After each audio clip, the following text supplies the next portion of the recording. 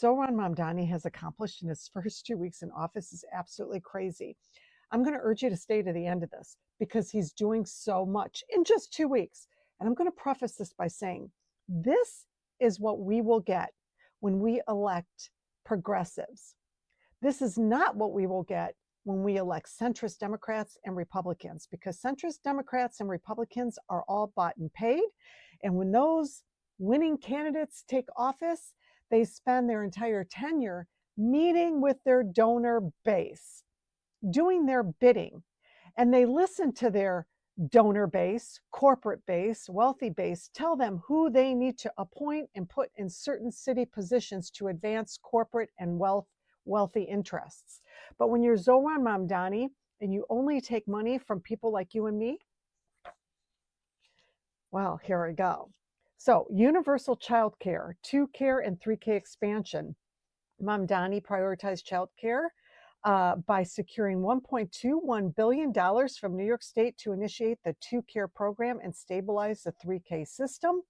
He launched applications for the first 2,000 2-year-old seats, and it's going to become universal in 4 years, and he's targeting high need areas first. He's relaunching the 3K and pre-K applications. These were previously funded child care seats that were not filled by children because the past administrations, centrists who ran New York City, took the money and didn't give it back to New York City families who had child care needs. Housing crisis and tenant protection. He revitalized the office to protect tenants, to defend renters against illegal or unsafe conditions, and appointed activist Theo Weaver as director. He created a task force to identify all city-owned properties suitable for housing development by July 1st, 2026. He established a team to remove bureaucratic barriers that delay housing construction. He initiated the rental ripoff hearings across all 5 boroughs to investigate hidden fees and predatory landlord practices in terms of public safety and sanctuary protections. He reversed several controversial policies from prior administrations. It included signing an executive order rescinding all orders issued by the previous mayor after September 26, 2024, including those allowing federal immigration agents access to city jails. He issued emergency orders requiring city jails to meet Board of Corrections minimum standards within 45 days. He directed the law department to work with federal monitors to implement Local Law 42, which officially bans solitary confinement in city jails. And he publicly reaffirmed that New York City will remain a sanctuary city, stating that city laws are not bargaining chips to federal funding. In terms of public health and dignity, he's expanding bathroom access. He's committed $4 million to install 20 to 30 high-quality modular bathrooms that do not require complex underground sewer hookups, allowing for faster and cheaper installation. He signed final approvals for new self-cleaning public restrooms at 12th Avenue and St. Clair Place, slated to open pretty soon. He mandated that new units be free, fully accessible, and self-cleaning with manual maintenance performed twice daily. He directed the Economic Development Corporations to release a request for proposals for modular units within his first 100 days of office. Now, this is really important because when you go to other countries and their beautiful cities, they have city bathrooms everywhere. Their tax dollars go back to their communities. You don't have to buy a $10 coffee to use a bathroom anymore when you're in these other cities, and he's going to make it the same for New York City. Okay. Some quick wins. He had a whole high-profile photo op to signal his hands-on approach to fixing notorious and dangerous bumps in Williamsburg Bridge bike lanes. He reversed a previous decision by the Adams administration ordering the Department of Transportation to proceed with the original, more aggressive safety redesign of McGinnis Boulevard in Greenpoint, which includes parking protected bike lanes and reduced car travel lanes. He nominated Midori Valdivia, a transportation policy veteran, as the new chair of the Taxi and Limousine Commission. This move is praised by New York Taxi Workers Alliance.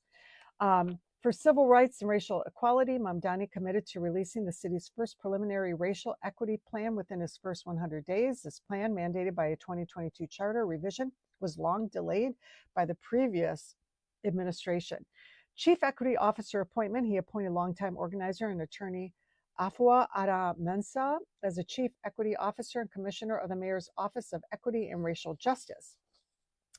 On January 16th, his administration announced a historic $2.1 million settlement with a landlord responsible for over 4,000 violations and tenant harassment across 14 billions. He announced the city would intervene in the bankruptcy proceedings of Pinnacle Realty, a major landlord with thousands of violations, to ensure tenants receive the repairs and money they are owed. He developed the Office of Mass Engagement. This is huge. He appointed Tasha Van Auken, I hope I'm saying her name right. She was the campaign field director for his campaign. It creates a direct line between City Hall and ordinary New Yorkers. It integrates public input into actual policy outcomes. It rebuilds New York City's social infrastructure. It unifies and reorients the existing engaging agencies by combining and reorganizing several units into one coordinated strategy through the Public Engagement Unit, Mayor's Office of Faith-Based and Community Partnerships, New York City Service and Community Affairs functions. It consolidates. The consolidation is meant to eliminate fragmentation and create a single powerful engagement engine. Now, this is the opposite of dictatorship, mind you, and it's the opposite of corporatized political offices. So there you go. He signed Order 11, Executive Order 11, which helps small businesses. It creates a full inventory of every fine, fee, and civil penalty that small businesses have faced. It gives a 45 deadline to identify which fees can be reduced immediately. It gives a 90-day deadline to identify which fees can be eliminated through rule changes. It gives a 180-day deadline to identify which fees require legislation to eliminate, a 1-year mandate to study and propose a fine forgiveness amnesty program. It's a coordination across 7 major city agencies. And it's targeting more than 6,000 existing regulations. It's going to benefit small businesses by lowering operating costs, by creating less red tape. It reduces the time and money businesses spend on compliance. It provides potential fine forgiveness. It's a faster, more predictable city process.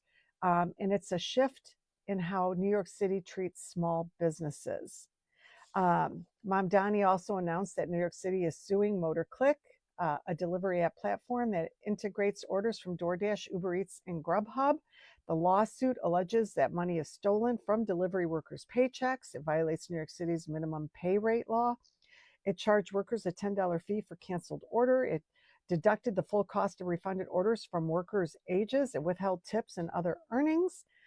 The city is seeking full back pay, damages, penalties, accountability from both companies and its CEOs, and it'll give the money back to the delivery drivers. And going forward, workers will earn more consistently, keep their tips, avoid illegal deductions, get paid transparently, have better working conditions, be protected by aggressive city enforcement. This is just 2 weeks.